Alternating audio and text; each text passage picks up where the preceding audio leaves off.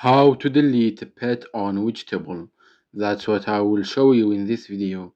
But before we begin, make sure to subscribe to the channel and ring the bell to get notified whenever a new video is posted. With that said, let's get started.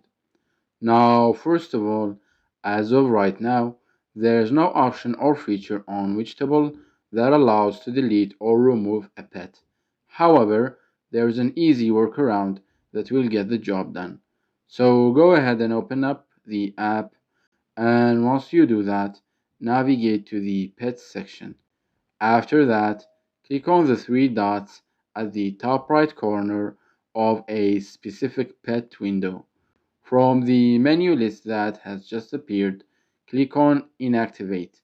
As soon as you do that, you will get this confirmation pop-up window that tells you what will happen when you do that. Click on Confirm. As soon as you do that, the pet will be dormant and you can wake it up whenever you want. It's that easy and simple. So that was it for this video. That's how to remove a pet in Widgetable. If you have any questions, please leave them in the comments down below. With that said, see you in the next video.